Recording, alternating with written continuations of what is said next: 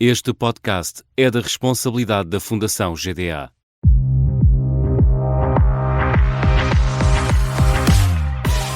O que sabem os artistas e o setor cultural sobre fundos europeus? Quais os truques e as dicas que podemos partilhar para alcançar o tão desejado financiamento? Isto não é mais um podcast. São conversas inspiradoras sobre financiamentos europeus com o objetivo de quebrar mitos e passar à ação. O meu nome é Francisco Cipriano e sou o vosso anfitrião. Olá, bem-vindos mais uma vez aqui ao nosso espaço de conversas. Isto não é mais um podcast. Hoje tenho comigo a Margarida Oliveira, que é ponto de contacto nacional para o Horizonte Europa. Eu explico. O Horizonte Europa é um dos programas de financiamento em regime direto que tem algumas possibilidades de financiamento na área da cultura e da criatividade. É um programa grande, extenso, um pouco complexo, mas a Margarida vai nos ajudar a explicar tudo isto. Olá Margarida, obrigado por teres aceito o nosso convite. Obrigada eu. Temos muito gosto em ter-te aqui. Olha, eu começava talvez pelo princípio, isto é, queres-me explicar um pouco o que fazes, quais é que são as tuas responsabilidades enquanto ponto de contacto? Pronto, eu sou o ponto de contacto nacional para o Horizonte Europa, como tu explicaste. Muitas vezes referimos-nos a nós, enquanto pontos de contacto nacional, como NCPs. Portanto, quando ouvirem-se o NCP, já sabem que quer dizer ponto de contacto nacional. Sou ponto de contacto nacional para o Horizonte Europa, especificamente o chamado Cluster 2, Cultura, Criatividade e Sociedade Inclusiva, que depois poderei falar mais à frente sobre isso, e vem da Agência Nacional de Inovação, da ANI. A ANI é uma agência que tem várias funções, uma das quais a de promoção e divulgação do Horizonte Europa. E tal como eu, há outros colegas meus que são NCPs, pontos de contacto, que vão acompanhando diferentes partes do Horizonte Europa, e a ANI é uma das 7 agências que integra a chamada Rede Perim. Portanto, a Rede Perim são 7 agências que foram nomeadas pelo Ministério da Ciência e Tecnologia e Ensino Superior, já não sei em que ano, em que o objetivo é promover vários programas, o Horizonte Europa, o Erasmus, o Programa Europa Digital, para nomear quase todos. Trabalhamos em rede e depois cada entidade, cada agência acompanha ou um programa ou uma parte do programa, até dividimos ou partilhamos programas. Por exemplo, o Horizonte Europa é acompanhado por NCPs na ANI, mas também na FCT, também na PT Space, outras agências. E o objetivo da rede é justamente isso, é melhorar a participação portuguesa nestes vários programas, é isso? O nosso objetivo é aumentar a participação de entidades nacionais nestes vários programas através do apoio que damos. Portanto, muito bem. O papel do NCP, pelo menos o meu, é o de acompanhar quem quiser participar ou para já promover e divulgar o programa através de sessões ou podcasts, como por exemplo, como este, e é estar presente e dar apoio em todas as fases, portanto, desde a pesquisa de oportunidades até à parte mais final, que é na escrita da candidatura, por exemplo.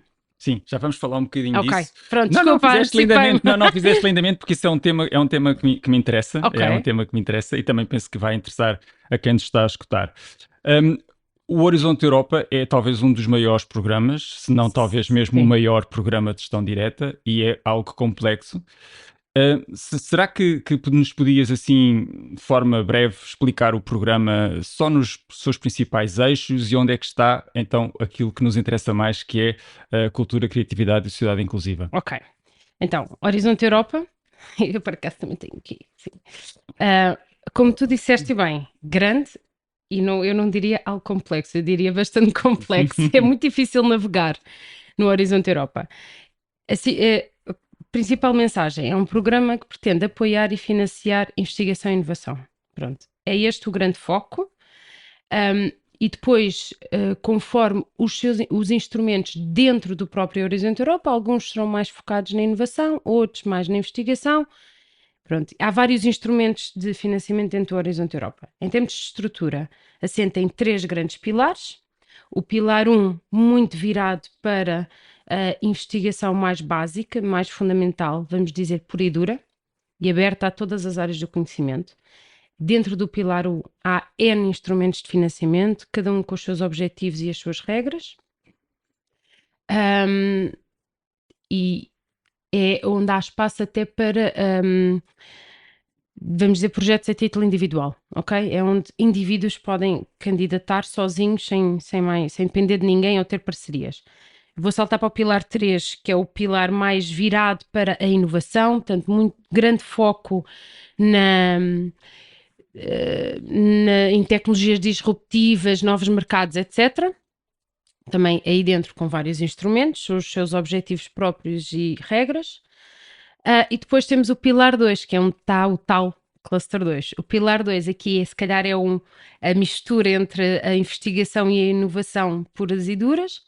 E o que é que caracteriza bastante este pilar e os projetos que são financiados ao abrigo deste pilar é que são projetos que têm que ser em consórcio. Portanto, estes projetos são normalmente caracterizados por ter que ser, então, em consórcio. Estes consórcios têm que ter pelo menos 3 parceiros em 3 países diferentes, mas pode variar imenso o número de parceiros.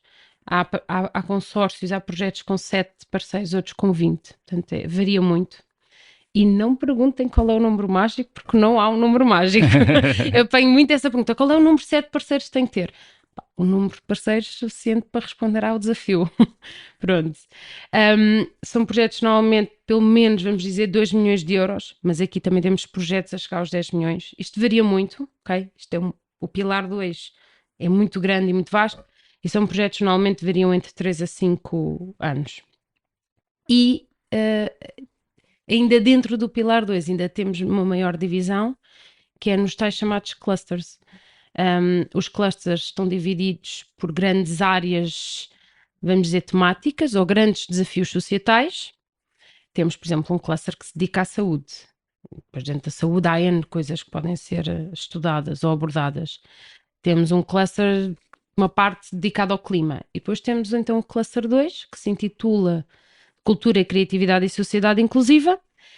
Mas dentro do cluster 2, as 3 grandes temáticas, porque depois o cluster 2 ainda se divide mais, nas chamadas destinations.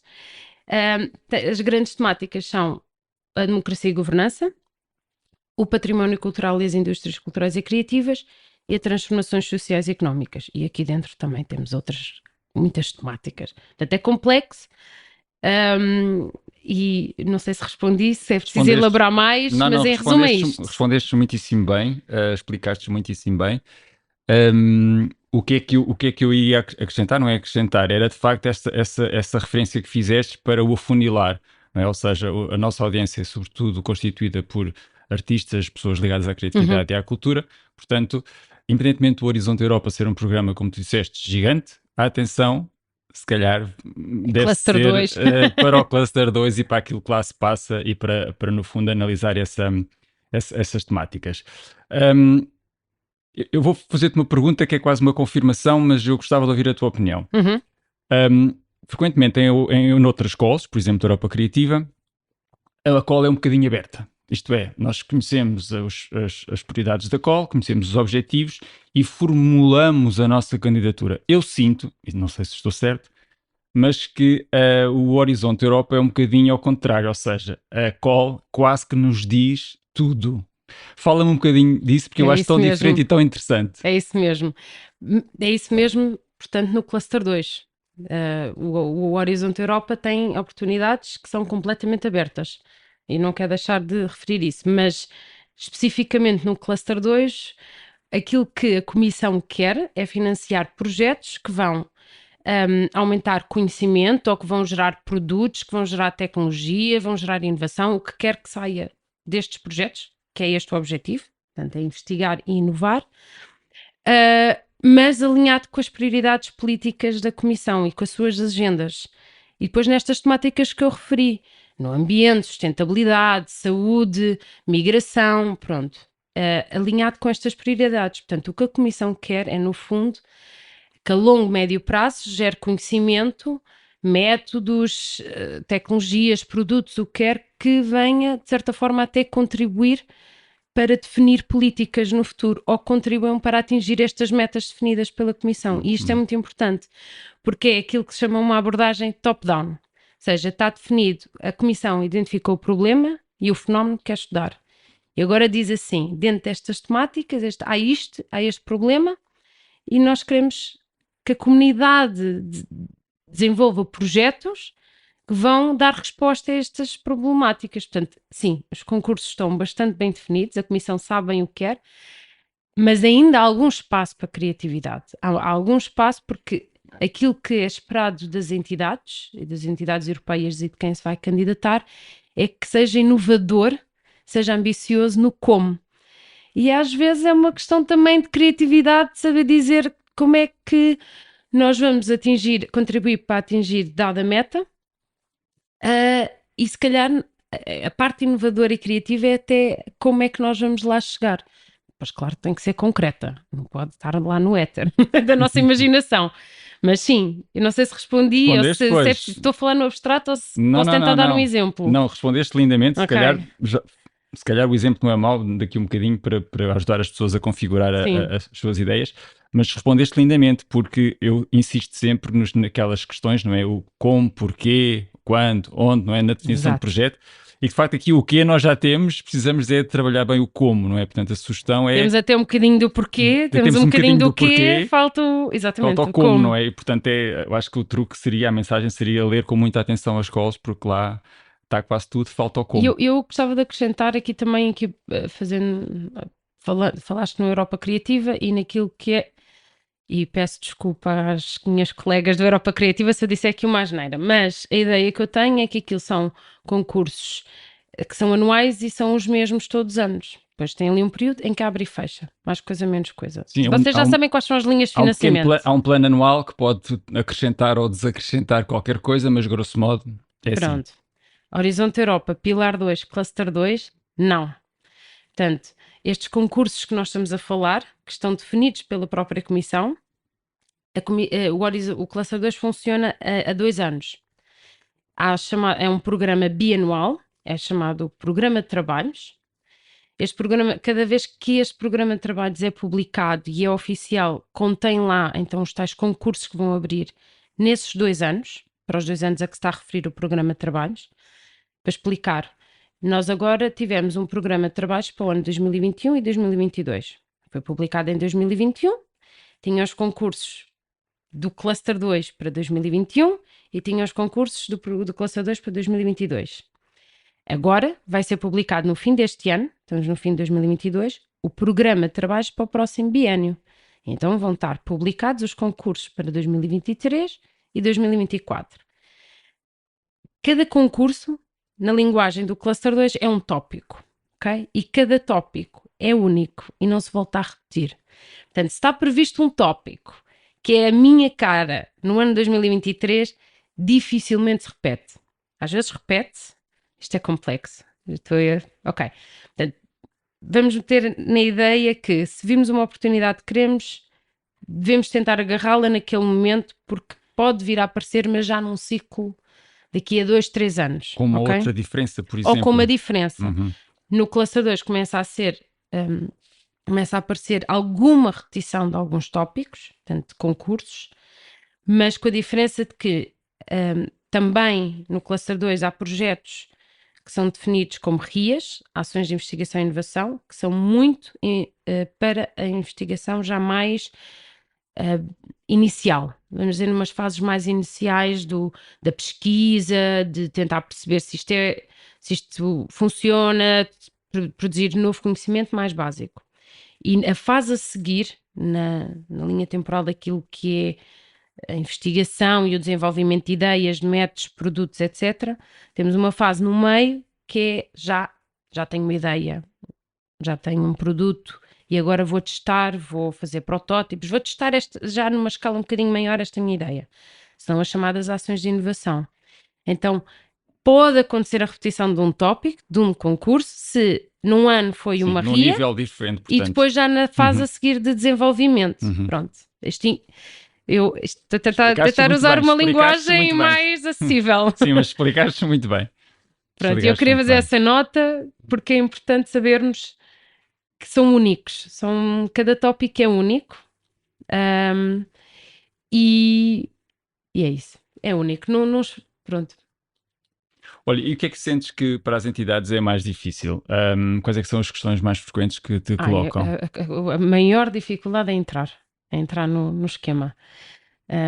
O Horizonte Europa é altamente competitivo, requer parceiros diferentes, portanto, estes projetos têm que ser os projetos têm que ser propostos por consórcios que têm que ser multidisciplinares e depois têm que conter entidades diferentes tipos, nomeadamente da cadeia de valor. E a grande dificuldade é encontrar esses parceiros, encontrar um parceiro que dê resposta àquilo que é o desafio proposto, porque estes tópicos, estes concursos, são quem for ler um tópico fica, pá, ok, como é que eu faço isto tudo? Nós sozinhos não fazemos aquilo tudo, é em equipa e com a complementaridade de competências e de perspectivas que nós vamos dar resposta àquilo tudo. Então a maior dificuldade é encontrar esses parceiros, muitas vezes porque nós só temos amigos ou parcerias, entre aspas, de pessoas que já fazem o que nós fazemos e nós precisamos é de colaborar com entidades que complementem o nosso trabalho ou que façam aquilo que nós não fazemos e encontrá-los é grande, eu acho que é a grande dificuldade. Depois, para quem não tem experiência, escrever uma candidatura, primeiro perceber o que é que está a ser pedido para saber dar a resposta certa e escrever as candidaturas é pesado. Mas aqui o ideal é chutar para alguém experiente que vai coordenar e que vai ser o ponta de lança na escrita da candidatura e depois na coordenação do projeto. Uhum. Eu vejo o teu trabalho, o vosso trabalho, enquanto ponto de contacto nacional, um bocadinho em 3 níveis. Primeiro, uma ajuda que por vezes, e penso que foi mais ou menos o que acabaste de escrever, uma ajuda que é muito importante naquilo que é a configuração do projeto. Isto é, estou quase lá, mas não sei exatamente como é que o vou configurar ou que tipo de resposta vou dar. Depois, uma segunda etapa, que também tocaste agora nela, que é escrever propriamente dita a candidatura, com todas as nuances e todos os truques que, enfim, temos vindo a partilhar aqui ao longo do tempo. Deixa-me dizer, em termos de, só em jeito de parênteses, que tivemos o Coliseu AGAs cá com o vosso projeto Horizonte, na altura Horizonte 2020, não é? Exato, o vosso deles, e explicaram um bocadinho essas dinâmicas e foi muito útil perceber a dinâmica do consórcio, a dimensão do consórcio e a tal complementaridade que tu acabaste de falar. E depois, outro momento, pegando agora no que estava a dizer, outro momento que é mais aquilo que é o processo de gestão, não é? Ou seja, a gestão da candidatura com todas as exigências. Como é que tu fazes esta gestão destes momentos todos que vão surgindo em simultâneo nas várias entidades que acompanhas?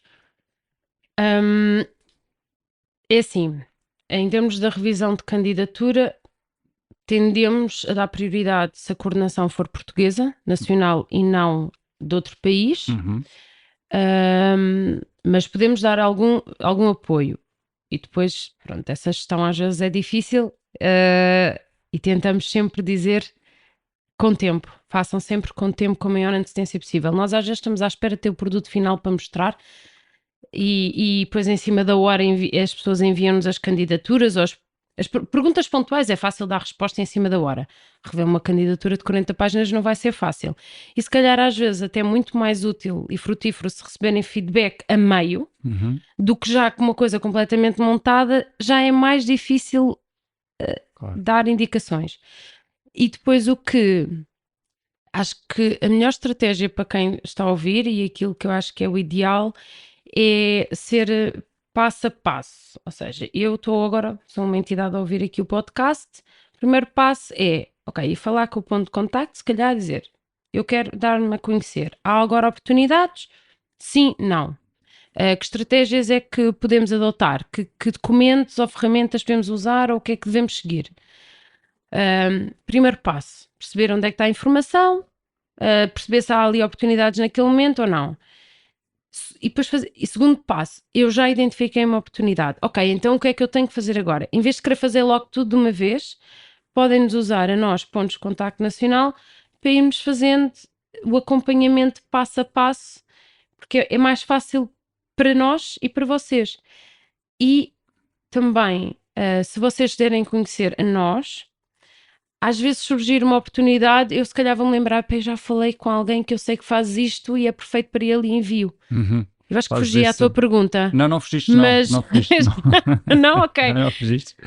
Não, fiz Ok. isto não. Não, eu no fundo isto é um grande processo, não é? E estes momentos que eu identifiquei às vezes misturam-se um pouco.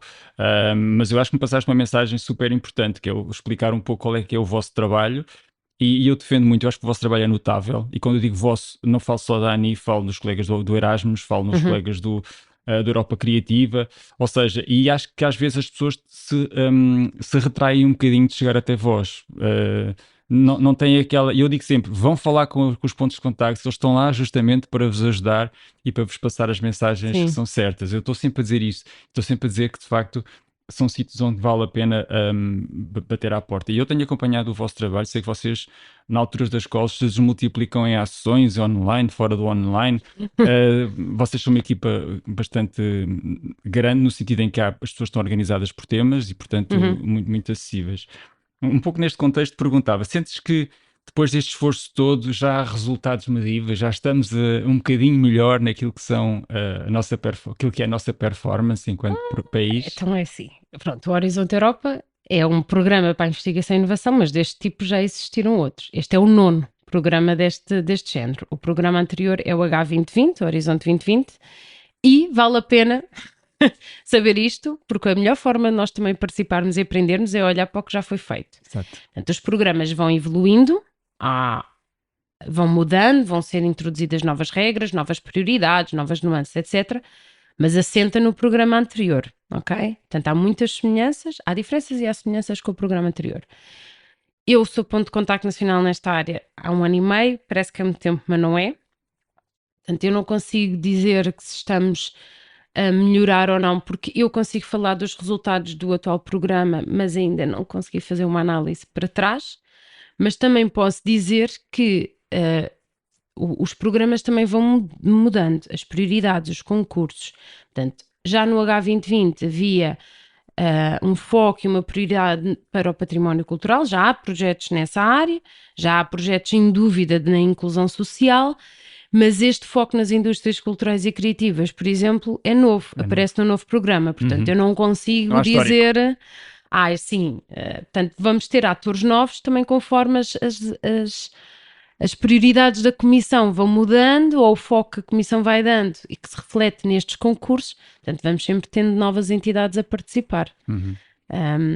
Portanto, daquilo que posso dizer que é a participação nacional a nível do ano 2021 e 2022 nestas áreas, eu estou pessoalmente contente, mas eu não acho que nos saímos muito bem. Temos diferentes entidades a participar, temos entidades novas, o que também é bom. Temos muitas coordenações, muitas, isto é relativo, ok? Sim, naquilo que é o. para Portugal e para aquilo que tem sido a Claro. nossa participação, mas não acho que isto é tudo um trabalho, é um fruto de trabalho já que vem de antes também, Uhum. ok? Isto é uma maratona. Participar no Horizonte Europa é uma maratona e não, é um sprint de vez em quando, para algumas pessoas que são aleatoriamente convidadas para participar, mas para quem está nisto, os resultados são fruto de trabalho de anos. Exatamente. Pronto. Eu sei que se calhar não é muito simpático perguntar-te exemplos, porque vamos deixar sempre gente fora e há sempre Não, projetos que vamos nós. perguntar exemplos. Mas eu gostava de saber, eu gostava mais também para quem nos está a ouvir pensar: olha, a entidade tal que eu até conheço tem este projeto, se calhar vou começar a refletir sobre o meu. Queres dar 2 ou 3 exemplos Quero. sobre o que é que se faz em Portugal nesta área? Ainda no H2020 há um projeto que é interessante e a pessoa que o coordena a nível nacional é bastante acessível, que é o Paulo Lameiro, que é da SAMP, e que eu agora não sei de cor dizer o que é, mas participou, o que é que a sigla SAMP quer dizer, exato. Mas era um projeto Eu sei que... que é Sociedade de qualquer coisa de Poços. Falta-me Exatamente. qualquer coisa. Exato. Não sei se é de artes, enfim, não sei. Musical. O M é de musical, Pozos e depois o A, não Se sei. calhar artística, musical, não Talvez. sei. Temos que ir ver à internet. Pronto, e eles estão num projeto em que eles há muitos anos trabalhavam em levar a ópera às prisões, isto já trabalha até segundo o próprio de pro bono, não é? E depois um dia surgiu a oportunidade foram convidados a participar num consórcio, esse consórcio ganhou e o projeto era é muito grande, o projeto é sobre formas, e eu posso estar a dizer uma asneira porque eu não conheço os projetos todos de cor, mas o objetivo final era a inclusão social. Portanto, o objeto de estudo é a inclusão social, o meio para lá chegar, provavelmente, as artes e a cultura. E depois, isto, portanto, qual era a parte do Paulo? É um exemplo que vai ser estudado para então chegar a ter conhecimento, gerar conhecimento, métodos, ideias, etc. É tal experimentação de que falavas há bocado, não é? E então havia 3 grandes testes, que era a ópera nas prisões, uma era em áreas rurais na Irlanda, outra era com as, vamos dizer, partes da sociedade mais marginalizadas, dos bairros, não sei, das franjas da sociedade em Barcelona. Pronto, e são 3 casos de estudo. Aqui quer-se chegar quer-se estudar estes fenómenos e depois tem-se estes casos de estudo. E então o Traction, é o tal projeto, focava-se nisto. Mas há outros projetos, e aqui o que eu queria também dizer é que, se calhar, aquelas temáticas que eu falei ao início, democracia e governança, património cultural, indústrias culturais e criativas, estes são os objetos de estudo no Horizonte Europa, ok? Depois acho que estava a falar um bocadinho sobre isso, mas vou focar nos exemplos. Portanto, temos um projeto de 2021, que foi o tal que o Coliseu do Porto é um dos parceiros, também o FITEI, o Medidata Fórum Dança, portanto aqui é para preservar e aumentar e promover o património cultural através de tecnologias digitais. Respondeu a este tópico e à volta disto, o projeto. E depois, assim, temos outros projetos, mas já muito recentes, que é da qual deste ano. E então, à data de hoje, ainda é alguma informação confidencial. Uau! Mas eu vou... Por isso eu não... que eu fico um bocado reticente, mas eu vou... Deixa-me só procurar informação, porque eu acho que em 2022 também de realçar que houve muitos tópicos muito dirigidos para as indústrias culturais e criativas. Não sei se volta a repetir um fenómeno deste. Temos, por exemplo, participação nacional num projeto que era na área da democracia, mas que se intitula de Mapping Media for Future Democracies. Portanto, há aqui um papel das indústrias dos mídia. Temos a GDA a participar num projeto sobre o valor da música. Temos uma coordenação num projeto que o objetivo é estudar como aumentar a competitividade internacional da indústria do cinema europeu, em que temos também, por exemplo, a participar o Cine, que é o Cinetoscópio. Temos uma empresa que se chama Mock Technologies, que também vai participar num projeto que era sobre a indústria do cinema europeu, e que também esta empresa também tem projetos na Europa Criativa. Temos projetos na área dos videojogos e como ligar isso ao património, com a Câmara Municipal de Óbidos também a participar, pequenas empresas, Battleship. Pronto, isto é tudo informação ainda confidencial, mas eu diria que nós estamos bem. Temos projetos sobre jogos para o património cultural. Pronto, eu dei exemplos de entidades, se calhar, para se relacionarem, mas depois temos, obviamente, centros de investigação, empresas e universidades, que são os grandes atores nestes projetos, são empresas e centros de investigação e universidades, porque são aqueles que têm na sua principal atividade a investigação e a inovação. Pronto. E que são aqueles que, se calhar, se podem agarrar, eu estou a fazer aspas, não se consegue ver, mas que, no fundo, para iniciar colaborações para serem os vossos grandes parceiros se quiserem participar no Horizonte Europa. Exato. E sabes o que é que eu sinto? Eu às vezes sinto, e às vezes eu falo com muitas pessoas nesta área, e às vezes sinto que as ligações já existem. Não se inclui nas linguagens de conversa a questão dos programas comunitários, porque muitas vezes as pessoas perguntam-me, como é que eu começo a chegar aos parceiros? E eu digo, olha, na minha opinião, o primeiro passo é, sempre que falarem internacionalmente com alguém, introduzam na conversa a questão dos programas europeus. E depois, um mês depois, 2 meses depois, volto a falar com as mesmas pessoas que me dizem, segui o teu conselho e a entidade ou o teatro ou não sei o quê de Itália, eles têm 4 Europas criativas. E aparecem com um ar muito espantado disso. Pois, é normal. Portanto, é preciso introduzir na conversa, Sim. nas nossas conversas, esta questão dos programas. E agora, pegando no teu exemplo, se já tenho uma articulação mais ou menos estável como universidade, então vou introduzir o tema Horizonte Europa para ver o que é que lá se passa, não é? Portanto, é um Sim. bocadinho por aqui.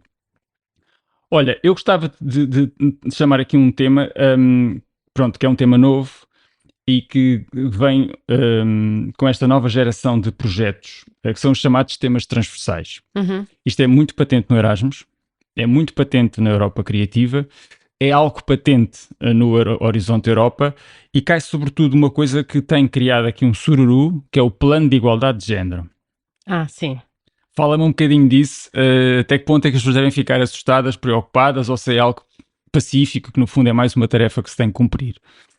Pronto, há questões transversais também no Horizonte Europa, mas não são aplicadas da mesma forma que no Europa Criativa, e muitas delas são o objeto de estudo dos projetos, ok? Essas questões transversais, em muitos casos, são de facto aquilo que se pretende estudar num projeto, e depois aparecem, mas não têm que demonstrar. Eu acho que já ouvi a Sara falar que nos projetos da Europa Criativa têm que demonstrar como é que vão ser mais sustentáveis. Isso não acontece no Horizonte Europa, ok? Não. Se vocês lá puserem que vão fazer uma tarefa de certa maneira, o que até contribui para tal, maravilhoso, mas não é obrigatório.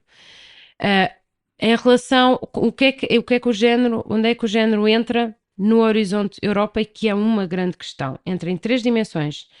A primeira é que tem que ser considerada na investigação. Sempre que relevante, tem que ser considerado o sexo ou o género. E tem que ser, ou seja, eu gosto de exemplos de peixinhos, ou exemplos, até nós, vamos dizer que uma dada população vai ser um objeto de estudo para perceber. Ok, eu A questão preciso social, pensar um estavas há bocadinho a bocadinho. falar, por exemplo, o impacto social das ações. Sim, ou vamos supor que queremos promover o turismo rural como uma forma, ou queremos usar o turismo como uma forma para diminuir, como é que se há de dizer, o facto de não termos tanta população no interior, em zonas rurais. E o turismo, será que o turismo pode ser uma forma de promover que estas zonas... Fixação, A não é? fixação. Pronto, isto é uma questão. Vamos estudar esta questão. Se vamos ter... Quem é que são o nosso objeto de estudo? Um dos objetos de estudo são as pessoas. O que é que as motiva? O que é que motiva alguém, se calhar, a ir? Estou a mandar para o ar, ok? Isto São exemplos. Então, nós, quando formos fazer essas questões, desenvolver, quando se for fazer esse estudo, tem que se ter em consideração tanto homens como mulheres. Ok. Ok? A paridade dos inquiridos, neste caso, não é? Exato, por exemplo, nos inquéritos tem que se ter em consideração os dois e ouvir os dois. E mesmo se o nosso objeto de estudo for um peixe, ok, então se calhar temos que ter consideração fêmeas e machos. Portanto, isto é a primeira dimensão do género/sexo no Horizonte Europa. É que se tem que considerar isto na vossa metodologia. A segunda é isso que estavas a dizer, do plano de igualdade de género, que é obrigatório para todas as instituições públicas, e depois, nas privadas, desde que se as instituições privadas forem universidades ou centros de investigação. Isto é a nível institucional, é a instituição que tem que ter. Portanto, isto é a Comissão, de certa forma, a obrigar ou a tentar promover que haja planos de igualdade de género. E a Comissão disponibiliza um documento em que diz o que é que deve lá estar. Depois cada instituição faz o seu plano, mas há documentos nos quais podem inspirar, e a entidade, quando se candidata, o que faz é não vai submeter o plano de igualdade de género da instituição. O que vai fazer é pôr lá um clique numa caixinha a dizer se a instituição tem ou não. Pronto, não tem que submeter. Isto é na base da confiança, não é? Corre o risco que se não tiverem, disseram que têm, pronto, há um risco que correm, mas é isto que é o plano de igualdade de género. E depois há o género nas equipas, ou seja, quer-se equilíbrio nas equipas que depois vão participar no consórcio. Só que isto só é um fator em caso de empate, e depois é um dos critérios, eu não sei de qual a ordem, se este está no topo ou se é o terceiro ou quarto critério que é aplicado em caso de empate de duas propostas tenham a mesma pontuação. Ok. E aqui estamos a falar de equilíbrio, portanto, igual a tentar ter 50-50. O que é que às vezes acontece? Há certas áreas em que nós não conseguimos ter um equilíbrio porque são maioritariamente homens a trabalhar, por exemplo. Então temos é que depois tentar contra-argumentar, sim, mas nas posições de topo temos mulheres. Ou então dizer, reconhecer o facto, dizer, ok, nós não conseguimos ter 50-50 na nossa equipa porque quem trabalha nestas áreas maioritariamente são homens, vamos tentar pessoas novas a contratar que sejam mulheres, estou a dar um exemplo. Medidas de mitigação para, no fundo, Exato. Mas é só aliviar. é só assim que estas dimensões que aparece o género no Horizonte Europa, a não ser que vá ser o objeto de estudo de um projeto. Claro. Pronto. Claro. Não, mas é interessante também para desmistificar, e o nosso mote aqui no podcast da Fundação GDA, para já é manter a linha de trabalho do que estamos a fazer na promoção e na divulgação dos apoios comunitários, e depois é passar à ação. Quebrar mitos e passar à ação. Portanto, Sim. é muito isto que eu estou a apreciar a nossa conversa, é quebrar mitos e passar à Ok. ação. Por isso agradeço-te imenso. Olhando um bocadinho para as instituições, e agora as instituições culturais tradicionalmente são um pouco mais frágeis, não têm tanta experiência nestes temas. Eu às vezes sinto que, são pequena dimensão, eu às vezes sinto que não é só o tema da candidatura, da dificuldade de olhar para o formulário, é também alguma questão de organização interna. Pouca prática nas redações de projetos, pouca prática na definição de objetivos, pouca prática na definição de orçamental. Como é que tu vês isto? Achas que este tecido, como é que tu sentes isto no teu lado, de quem te bate à porta? Sim, é normal e não só para as pequenas instituições da área da cultura. Se for uma ONG, tem a mesma dificuldade. E algumas instituições grandes também têm essa dificuldade, mesmo investigadores, porque isto, apesar de tudo, é preciso saber um bocadinho, é preciso ter uma pessoa dedicada a isto e que muitas vezes ou vem de cima, digamos assim, na instituição é reconhecido internamente que é importante e então contrata-se uma pessoa ou pede-se alguém que esteja dedicado àqueles assuntos, ou então, pronto, é difícil as pessoas de todas as funções que têm de desempenhar depois darem algum tempo àquilo. Mas eu acho que é preciso ter noção que se é para ir é preciso dedicar algum tempo.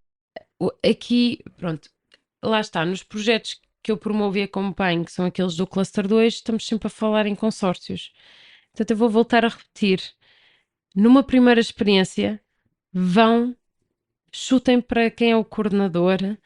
Obviamente que vão sempre ter que fazer algum trabalho interno, têm que saber o que é que vão contribuir, têm que saber qual é que é o vosso orçamento. E se quiserem estar mais envolvidos, é falar connosco e tem-se mesmo perder tempo. Pronto, é um bocado repetir aquilo que eu estava a dizer. É preciso ter alguma pessoa dedicada, porque há muitos documentos online disponíveis, há imensos webinars, há mesmo imensas sessões gravadas em que explicam A, B e C como é que isto se deve fazer. E depois há os pontos de contacto nacional também. É preciso um bocado de tempo. E eu entendo que nas instituições, em muitas instituições, não só as ligadas à cultura, de todo, as pessoas têm muita coisa a que chegar e não dá, têm falta de recursos, mas se nós queremos, temos que pôr isso como prioridade.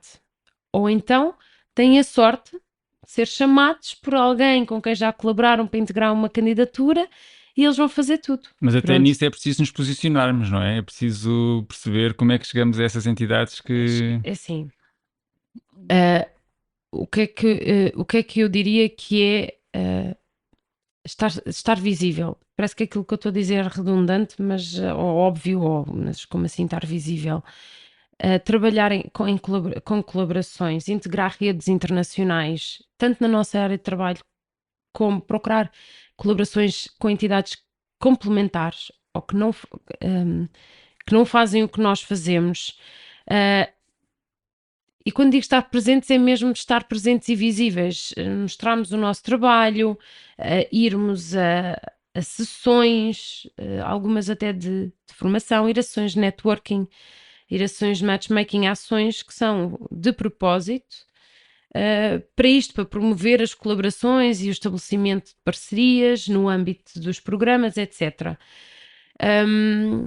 Ir bater às portas, ser chato, apresentar-nos, ok, eu estou aqui, faço isto. Importante ter já algum trabalho para mostrar. Quando nos apresentamos ao outro, também é importante ser focado, conciso e relevante. Nós às vezes gostamos de enviar currículos pessoais de 40 páginas. Ninguém lê. E pá, se vocês receberem isso, vão ler? Portanto, vamos ao ponto, saber vender-nos. Nós temos que nos saber vender e os portugueses são um bocadinho destes. Temos sempre, não, vão para ser muito proativo e ter noção de que se calhar não vai à primeira, não vai à segunda, se calhar vai à terceira. E que de uma candidatura falhada sai uma colaboração e daí a 3 anos sai uma que é frutífera e que é vencedora. Nós temos que, é preciso ser, é mesmo Persistente. proativo, persistente. Aquela palavra-chave, quando eu falo com entidades que andam nisto há um tempo, a palavra-chave é resiliência. É o que eles dizem. Mas eu acho que nestas áreas e nestas instituições já é palavra-chave. Sim, Portanto, já fazem tudo para conseguir exato. Portanto, superar as suas capacidades, de quase sempre são parcas e são escassas. A pergunta que eu te ia fazer era que conselho darias a uma entidade que vai começar, mas eu acho que já disseste quase tudo, não é? De certa maneira, sim. queres acrescentar alguma coisa? Estar atento. Estar atento às oportunidades, isso podem fazer, vir falar connosco e depois nós temos newsletters, nós pontos de contacto nacional. Estar atento às sessões, às vezes mesmo que a gente vá a uma sessão sem objetivo de participar, é ir ouvindo a informação, ficar. Portanto, estar atento às novidades, estar atento às sessões que vão acontecer, estar atento às estas sessões de matchmaking, pequenas oportunidades. Às vezes, se calhar, ir a um projeto mais pequenino que me dê visibilidade, ou ir até um projeto que não tem financiamento, mas que me vai dar visibilidade e que me vai permitir então, pessoas, começar a fazer colaborações. Exatamente. Investir a longo prazo. Recorrer aos pontos de contacto nacional. Não ter medo de bater à porta de certas instituições, olhar para o passado, olhar para o que já foi feito, ir aprender com os outros, falar com entidades, como é que vocês fizeram isto? Ir perguntar como é que isto aconteceu, ok. Às vezes até pode ser frustrante, porque muitas entidades que participam que vão dizer pá, eu já colaborava com aquela pessoa na coisa tal e olha, convidaram-me e foi. Pronto, é frustrante porque a entidade pensa, então, mas como é que se ele foi convidado por acaso naquele momento, a mim ninguém me convida, mas os convites são porque as pessoas já colaboram porque fazem um bom trabalho. Pronto, é fruto de trabalho noutros contextos, né? O que é que eu posso... há uma coisa que eu gostava de dizer que eu acho que tu não me perguntaste e eu ainda não falei. Força. E que não é um conselho, mas é assim uma mensagem. O Horizonte Europa, eu disse, é programa de investigação e inovação, ok? E muitas vezes o objeto de estudo são as próprias indústrias culturais e criativas ou o património cultural. Para dar um exemplo, por exemplo, houve um concurso em 2022, já não sei se é 2022, se é 2021. Por exemplo, o objetivo era estudar ou procurar formas inovadoras para que as indústrias culturais e criativas sejam mais sustentáveis. Qual era o problema, fenómeno identificado? Covid, são as indústrias mais afetadas, como é que agora vão recuperar e quer-se formas inovadoras e que sejam também sustentáveis financeiramente. Pronto. Uma instituição que seja uma indústria cultural e criativa, ou, por exemplo, ou até um museu, todo este tipo de entidades, estes projetos não vão servir para financiar a vossa instituição de forma direta. Mesmo que o concurso diga lá, o tópico diga lá sustentabilidade económica, indústria. Eu tinha que estar a procurar, eu devia ter isto aqui à minha frente. Não estou a ser clara. O que eu quero dizer é, estes projetos não vão financiar nem salvar a empresa ou a entidade ou Exato, isto é um bocado agressivo, a não, palavra não, salvar. mas eu percebo o que estás a dizer. Não vai ser um financiamento direto para vocês contratarem uma pessoa. Sim, vai ser uma ajuda para pensar sobre aquele tema e para melhorar, no fundo, em termos europeus, toda aquela dinâmica para todos, no fundo. Vocês A forma como eu vejo que estas entidades podem participar é como aquilo que nós chamamos os utilizadores finais. Uhum. O que é o utilizador final? É aquela entidade que a longo, médio e longo prazo vai beneficiar do conhecimento gerado, da tecnologia desenvolvida, do método, etc. Médio e longo prazo. Por exemplo, e eu aqui não consigo pensar agora num exemplo com o qual vocês consigam relacionar, mas eu penso que é fácil. Nós queremos perceber qual é o impacto que a poluição tem nos peixes comerciáveis. Porquê? Porque as espécies de peixes comerciáveis são aquelas que há consumo por parte dos humanos e que, portanto, há negócio, há interesse económico.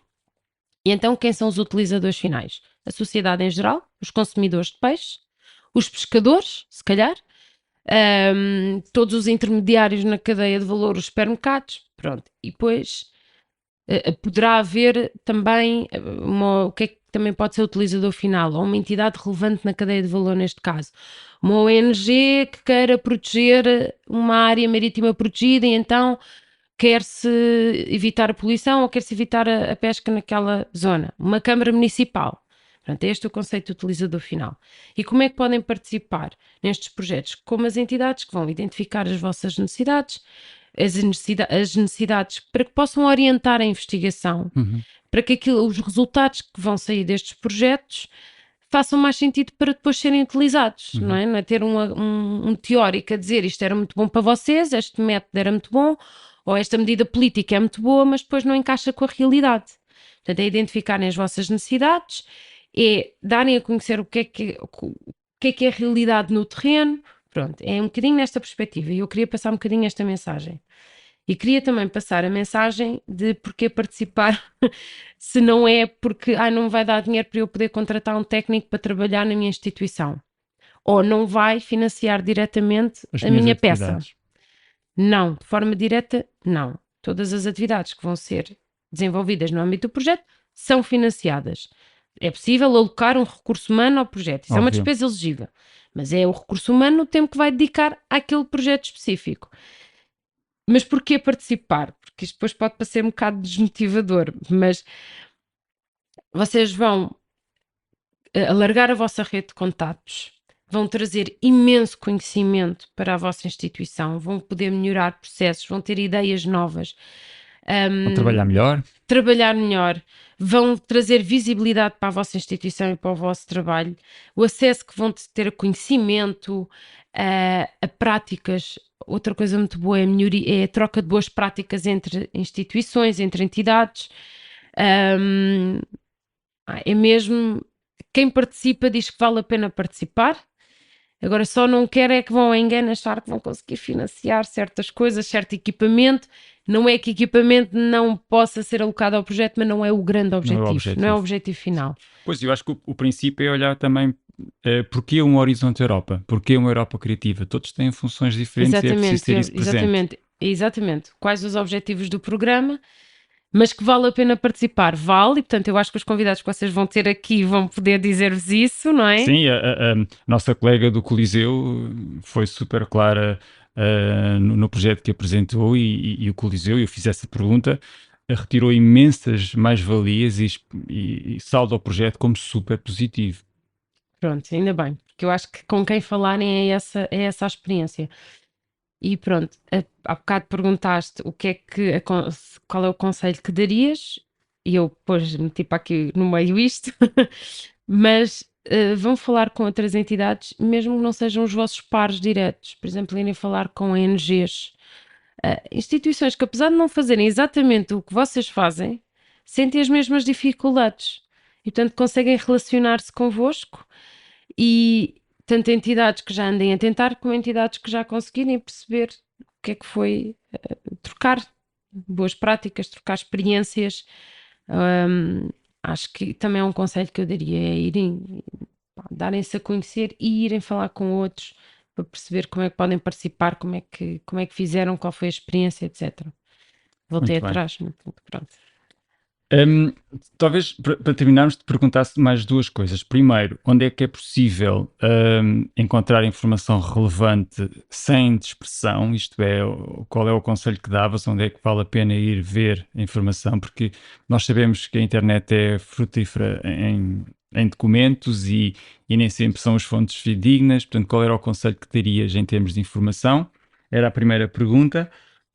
E depois, qual é o programa das festas para os próximos tempos, não é? Onde é que vocês vão estar, que sessões vão fazer, Ok. nessa lógica daquilo que é o trabalho do ponto de contacto.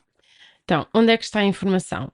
Uma coisa que eu sugiro é que pesquisem no Google Work Program Cluster 2.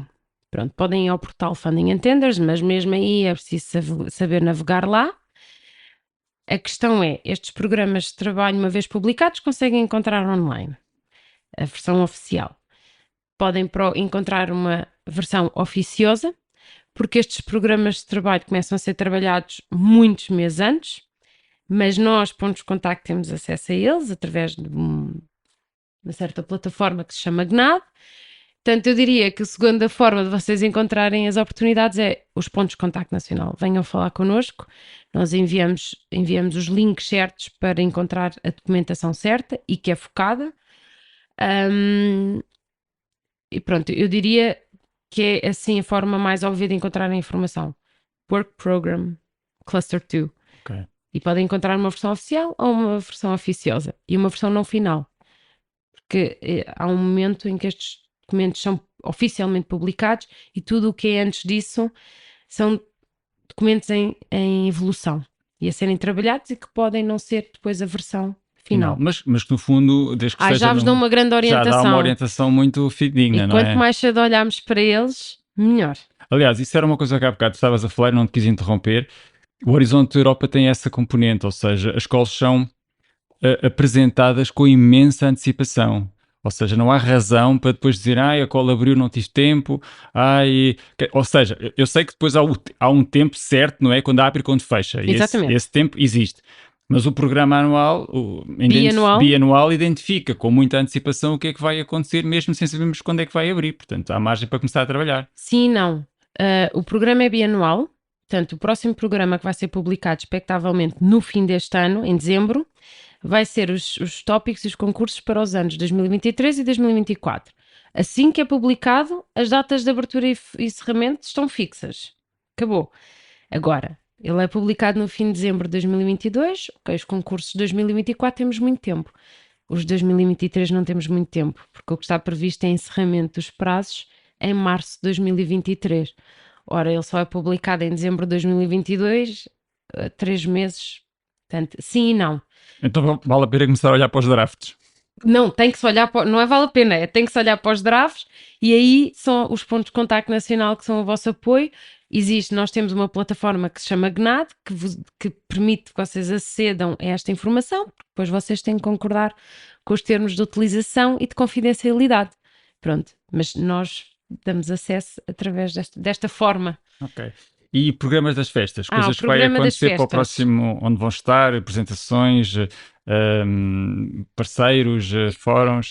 Portanto, programa das festas, 11 de outubro, nós vamos fazer uma ação conjunta com a Europa Criativa, mas especificamente a vertente média, e mesmo dentro da vertente média não vai ser tudo. Portanto, é dirigida às indústrias criativas do setor audiovisual, televisão, videojogos, cinema, e portanto vamos apresentar oportunidades tanto na Europa Criativa como no Horizonte Europa, que são relevantes para este público, mas é mesmo para este público, ok? Pois, em princípio, agora, a partir daqui é tudo datas por confirmar. A 14 de outubro vamos estar naquilo que é o Festival de Ciência em Oeiras, que é o FICA. Eu penso que as colegas do CERV e da Europa Criativa também vamos estar presentes no dia 14 de outubro, ali pela hora do almoço, para uma conversa informal, uma coisa muito informal, darmos a conhecer aí os programas, também por confirmar. Esperamos fazer uma ação dia 26 de outubro sobre os resultados das escolas de 2022. 9 de novembro, uma sobre aquilo que se chama a integração das ciências sociais e humanas, porque o Cluster 2 é muito virado para quem trabalha nestes domínios e nestas áreas, que é as ciências sociais e humanas.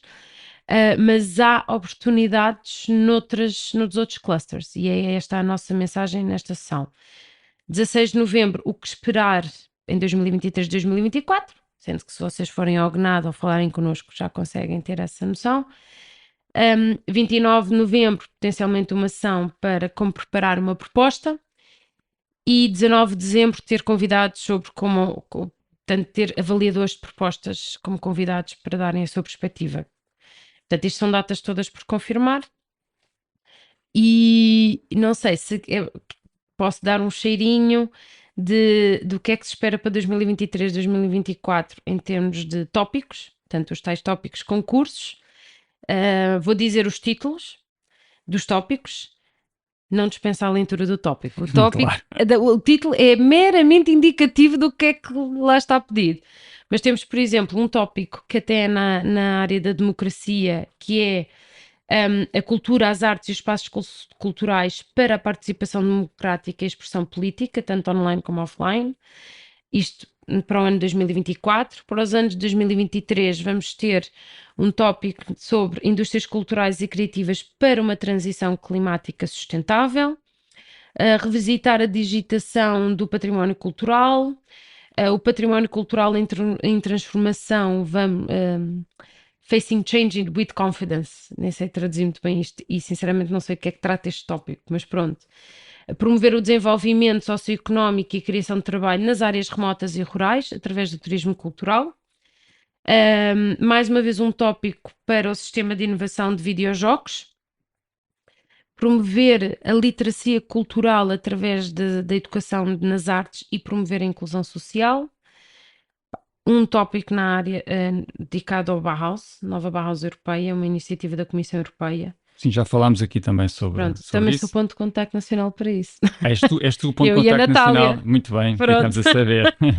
Pronto, agora, por exemplo, repetição em 2024 do tema Indústrias Culturais e Criativas para uma Transição Climática. Portanto, em 2023 é uma RIA, portanto, mais na altura embrionária, outra mais para a área já no passo a seguir. Estou a dizer muito, mas pronto. As artes e o património cultural europeu, promover os nossos valores na Europa e fora da Europa. E depois, assim, menos óbvio, mas que eu acho que pode ser muito interessante para as indústrias culturais e criativas, são tópicos nas áreas de skills and labor shortages. Portanto, como por exemplo um caso de estudo. Há um tópico mesmo que é para as artes e a cultura para a educação e a formação. Portanto, o tópico é sobre educação, mas qual é o contributo da arte e da cultura? Por exemplo, muitos tópicos na área do trabalho no mercado para as populações mais jovens ou para a criação ou destruição de postos de trabalho. Mas aqui eu acho que, tanto muito na área das competências humanas, skills, podem entrar como mas um caso de está na ordem estudo. do dia em relação ao estatuto profissional das indústrias culturais e criativas. Por exemplo, está na podemos ordem ver do se há dia. aqui algum potencial. Está claramente na ordem do dia, até na agenda nacional.